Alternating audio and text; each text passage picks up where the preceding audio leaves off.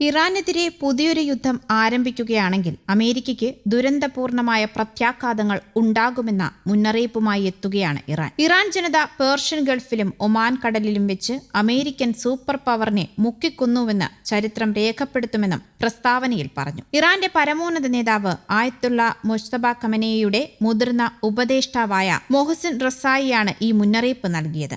IRGC മുൻ chief commander കൂടിയാണ് അദ്ദേഹം. യുദ്ധം തുടർന്നാൽ തങ്ങളുടെ കപ്പലുകൾ മുങ്ങിപ്പോകാനും നിരവധി സൈനികർ കൊല്ലപ്പെടാനും സാധ്യതയുണ്ടെന്ന് അമേരിക്കൻ സൈനികർ തന്നെ മുന്നറിയിപ്പ് നൽകുന്നുണ്ടെന്നും അദ്ദേഹം പറയുന്നു. പുതിയൊരു ആക്രമണം ഉണ്ടായാൽ അവരുടെ വലിയൊരു വിഭാഗം സൈന്യത്തെ ഞങ്ങൾ ബന്ദികളാക്കുമെന്ന് അമേരിക്ക പ്രതീക്ഷിക്കണം, റസായി മുന്നറിയിപ്പ് നൽകി. പശ്ചിമേഷ്യൻ മേഖലയിലുടനീളമുള്ള സുപ്രധാന അമേരിക്കൻ ഇസ്രയേൽ ലക്ഷ്യങ്ങൾക്കെതിരെ ഇറാൻ സായുധ സേന ഇതിനകം 100-ലധികം ശക്തമായ തിരിച്ചടികൾ നൽകിയിട്ടുണ്ട്. ഇറാന്റെ സൈനിക ശേഷിയെക്കുറിച്ച് അമേരിക്കൻ ഉദ്യോഗസ്ഥർ തന്നെ സമ്മതിക്കുന്ന സാഹചര്യത്തിലാണ് റസായിയുടെ ഈ പ്രസ്താവന പുറത്തുവരുന്നത്.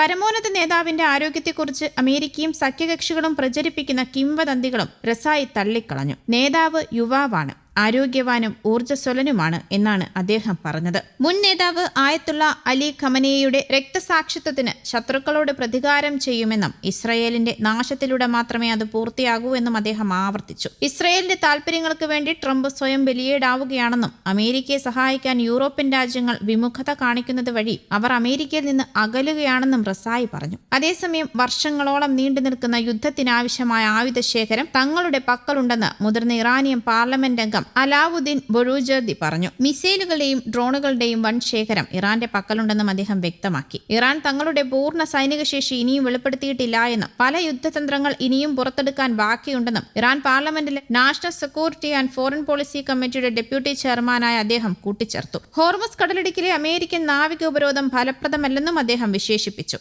നിലവിൽ 120ഓളം കപ്പലുകൾ ഹോർമുസ് കടലിടുക്ക് കടക്കാൻ കാത്തു നിൽക്കുന്നുണ്ടെന്നും ഇറാനിയൻ കപ്പലുകൾ തടസ്സമില്ലാതെ സർവീസ് നടത്തുന്നുണ്ടെന്നും അദ്ദേഹം പറഞ്ഞു. ഞങ്ങൾ ഇതുവരെ ഞങ്ങളുടെ പുതിയ തന്ത്രങ്ങൾ പുറത്തെടുത്തിട്ടില്ല. ഇറാന്റെ മിസൈൽ ഡ്രോൺ ശേഖരം വർഷങ്ങളുടെ യുദ്ധത്തിന് പര്യാപ്തമാണ്. നിലവിലുള്ള യുഎസിന്റെ നാവിക ഉപരോധം ഒന്നും ഫലപ്രദമല്ല, അദ്ദേഹം കൂട്ടിച്ചേർത്തു. ഹോർമുസ് കടലിടുക്കിന് സമീപം നിലവിൽ 120 കപ്പലുകൾ ഗതാഗതത്തിനായി ഒരുങ്ങി നിൽക്കുന്നുണ്ട്. മാത്രമല്ല US സേനയുടെ യാതൊരു ഇടപെടലുകളും ഇല്ലാതെ നിരവധി ഇറാനിയൻ കപ്പലുകൾ പ്രവർത്തനം തുടരുന്നുമുണ്ട്. ഇറാന്റെ സെമി ഒഫീഷ്യൽ വാർത്താ ഏജൻസിയായ തസ്നീമിനോട് സംസാരിക്കുകയായിരുന്നു അദ്ദേഹം. അമേരിക്കൻ പ്രസിഡന്റ് ഡൊണാൾഡ് ട്രംപിന്റെ ഭീഷണികളെ തള്ളിക്കളഞ്ഞ ബൊറൂജർദി അമേരിക്കയും ഇസ്രയേലും ശിക്ഷിക്കപ്പെടുന്നതുവരെ പോരാട്ടം തുടരുമെന്നും മുന്നറിയിപ്പ് നൽകി. ട്രംപിനെ ഇറാൻ വെറുതെ വിടില്ല എന്നും ബൊറൂജർദി വ്യക്തമാക്കി. ഹോർമുസ് കടലിടുക്കിന് പുറമെ ബാബ് അൽ മദദ് കടലിടുക്കും തന്ത്രപ്രധാനമാണെന്നും അവിടുത്തെ സംഭവവികാസങ്ങൾ ആഗോള ഷിപ്പിംഗ് പാതകളെ ബാധിക്കുമെന്നും അദ്ദേഹം ചൂണ്ടിക്കാട്ടി. ഇറാന്റെ ശക്തമായ തിരിച്ചടിയെ തുടർന്ന് American president Donald Trump April 7-ന് 2 ആഴ്ച ആക്രമണ വിരാമം പ്രഖ്യാപിച്ചിരുന്നു. പിന്നീട് ഇത് നീട്ടിയെങ്കിലും ഇറാനിയൻ കപ്പലുകൾക്കും തുറമുഖങ്ങൾക്കും മേലുള്ള നിയമവിരുദ്ധമായ ഉപരോധം ട്രംപ് തുടരുകയാണ്.